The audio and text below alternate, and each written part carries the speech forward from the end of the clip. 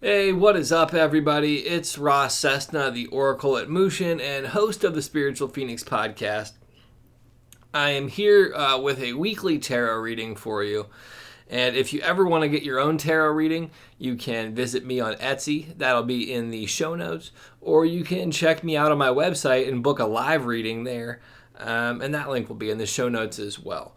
Real quick, I want to tell everybody that the way that I read tarot is kind of intersection between fortune telling and psychotherapy in some degree. And I say psychotherapy in a very loose way. I'm definitely not trained in any of that art, but it's a good way of self-reflection if you're using it appropriately, and that's a more traditional approach to it, albeit somewhat the occult or esoteric approach, meaning more hidden, less known. So getting into that, our very first card that we have is Treading. And this says conduct, self-awareness, proceed with caution and sensitivity, correct behavior, act responsibly. So for this coming week, it's really about being mindful of what you're going to be going through, being mindful in your interactions with others, being mindful in how you're relating to yourself, being mindful of how you invest your time, really just being present. And if you notice here on the card itself, there is this person kind of walking this very thin little tightrope over what appears to be water.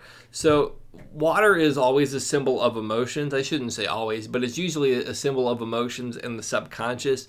So that would say walk carefully so you don't get very deep in your feels, or so you don't get swallowed by a lot of unconscious behavior.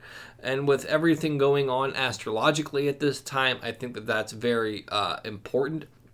There's also the moon element there. And again, like I mentioned before, moon is kind of shining a light on the darkness. That would be the mindfulness of these deep emotional undercurrents and of the subconscious. We're coming to the end of some of these difficulties at the end of this month, but we still have a little bit more to traverse. That being said, we'll move into our next card, and it is the Sun card in the upside down position.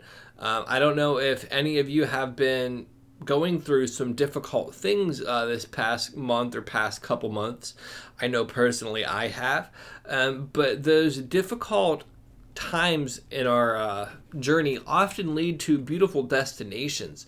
And this would say that we're not quite at the sun yet because it was reversed. It's still a positive card regardless, but we're going to be transitioning into this sun card. How treading ties into that, though, is being mindful that we're not running so quickly into the sun card. Oftentimes, when we're in a deep, difficult spot, we tend to seek the opposite, like as an immediate fix. But the reality of that, if you look at a pendulum, so however far back it swings this way, it will swing back equidistant the other way, with some degree of slow degradation of that process. But we kind of want to stop that inertia and get to a place where we can hold a more centered space. And part of the way that we do that is by treading carefully towards this sun and gradually moving through it. So the yellow in this card is going to be this increased sense of self for making it through this difficult spot.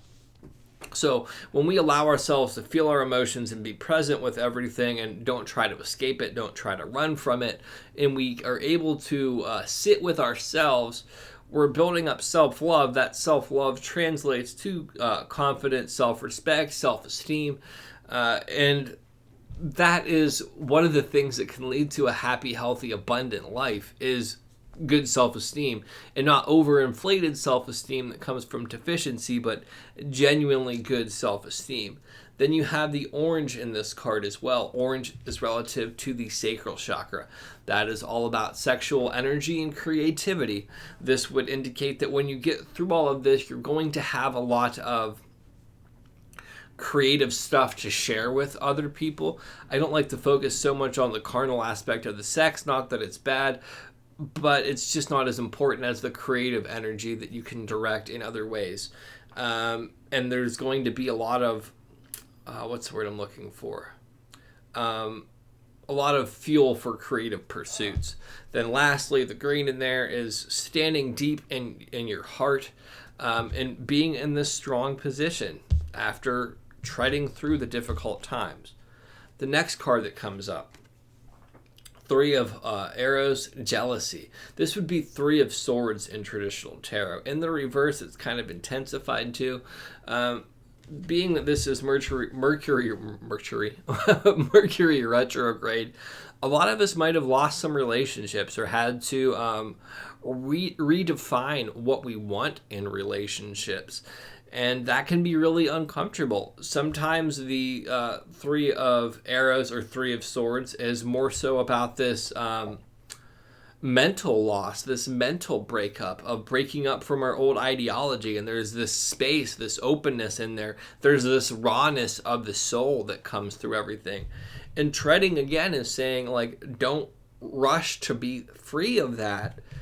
Part of the wisdom, part of the lesson in the Three of Swords really is understanding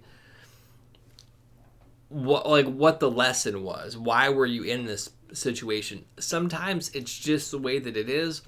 Sometimes it's that we choose unhealthy people. Sometimes it's that we are the unhealthy person. Sometimes it's a little bit of all of those. But don't rush to get out of there. There's wisdom there that is yet to be learned. And I know that it might be uncomfortable to be in that space, but that's where we need to be. Another aspect of this card is Arrows is relative to Swords. Swords are relative to thought. And this is just saying, like, think about these things and digest them in a non-abusive, self-destructive way. Excuse me. Now we move on to our next card, Three of Stones, Creativity.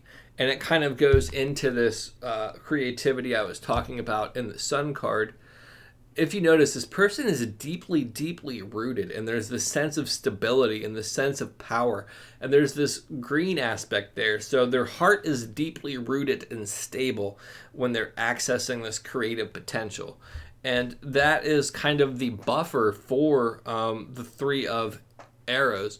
So for me, when I was writing poetry and going through like a lot of really dark, deep, emotionally painful times in my life, that creative expression was something that allowed me to stay relatively grounded and healthy. And it translated into a book that I can share with other people and hopefully inspire other people to A, understand they can get through it, B, realize that other people feel that way, that they're not alone, and C, like, share a part of my soul that isn't readily understood conversationally.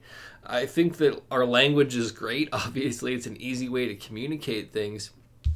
But speaking in the structured fashion of culture, some of the rawness or emotion is lost. And when you're able to have this creative expression and to use words more freely, it allows you to share something that otherwise wouldn't be seen.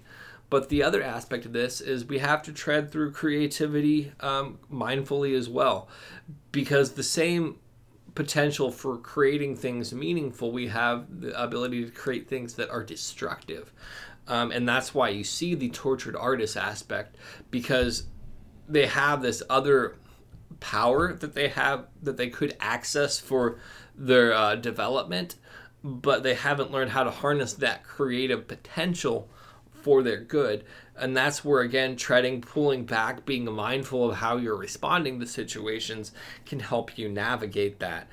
So the treading really is saying good things are on the horizon. We have to navigate some loss, some things that have created some discomfort in our lives, and regain some stability. But we're going to make it through. And I'm going to draw one more card in closing.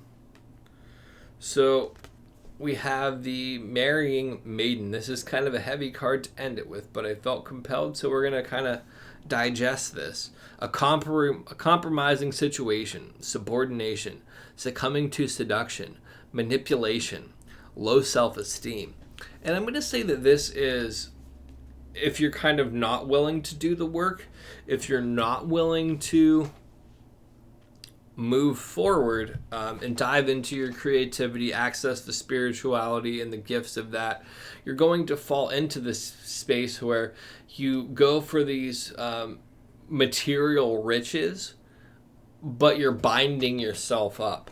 If you notice here, this is kind of the exact opposite of this. There's this big free card, and the material stuff is there, but it's not in the forefront. It's kind of the light of the heart. The other one is there's these chains over the heart and these beautiful flowers up front. That's kind of the thing. If you tread through this in a healthy way, you're free. If you tread through it in an unhealthy way, you're going to be trapped. And it doesn't mean that you're trapped forever. It just means that there's more work to be done. I really hope that this helps somebody. Again, if you're watching this on YouTube, first off, like the video, subscribe to my channel, and leave me a comment. If you want to get a reading, please get a reading from me on Etsy or on my website. Thanks so much. Stay blessed. Peace.